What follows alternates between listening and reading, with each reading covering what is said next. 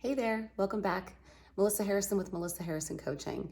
Today we're going to talk about surrender, what it is and the importance of it in being fierce and in truly living the life that's trying to live through you and finding the success that you know you're meant for. But before we do, I want to remind you of all of the ways that we can work together.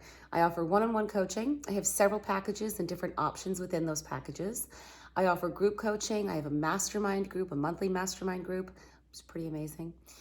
I have laser clarity sessions, I have online courses, and of course, the free Facebook group, the Fierce Sisterhood. Definitely jump in there. Amazing group of women. You'll love it.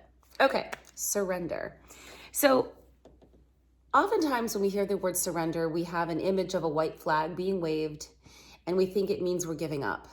The thought of giving up to an external enemy is often what comes to mind. And that is not what surrender is, at least not in this case. Surrender is giving in to receive. Surrender is letting go of the things that you have such a tight grasp on that are no longer serving you and no longer working in order for you to actually receive the things that you're looking to experience. Now, there are three ways that surrender needs to happen in order for you to truly be fierce and be the leader that you truly are in your heart.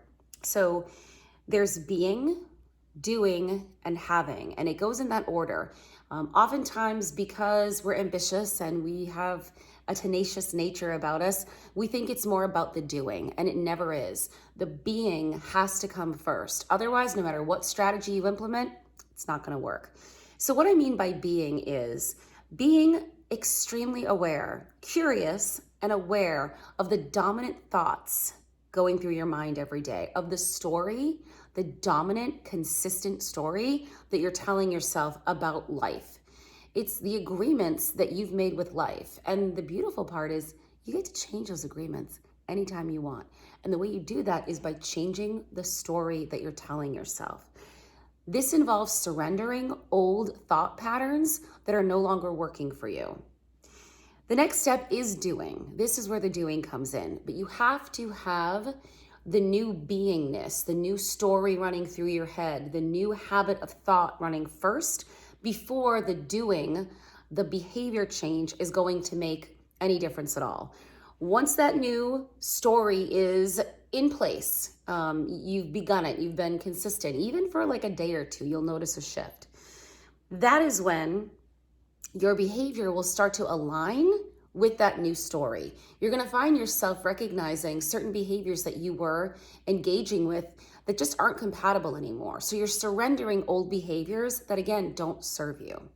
The last part is having, the having of the things that you're looking to have. Now, you will start to experience new outcomes. Here's the tricky part. You have to be willing to surrender old outcomes. And oftentimes, we get a little stuck to those old outcomes for whatever reason. Again, this is no reason to judge yourself. In fact, self-judgment is one of the biggest reasons why we stay stuck to old situations, because we either think that we should be over it or we feel like we can't let go of it. And I need you to understand that releasing old outcomes, surrendering the outcomes, is one of the quickest ways for you to let that new story take hold. That is going to require that you surrender how the new outcomes are delivered to you, through what channel. Again, there are an infinite number of channels, ways that it can be delivered to you, and surrendering the specificity.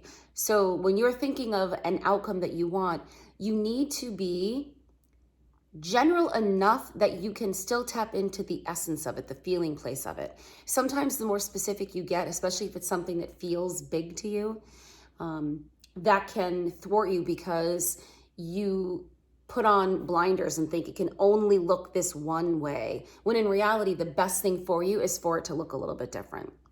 So that is the process of surrender and why it's so important. Please jump into the Facebook group, the Fierce Sisterhood, and I'll talk to you soon.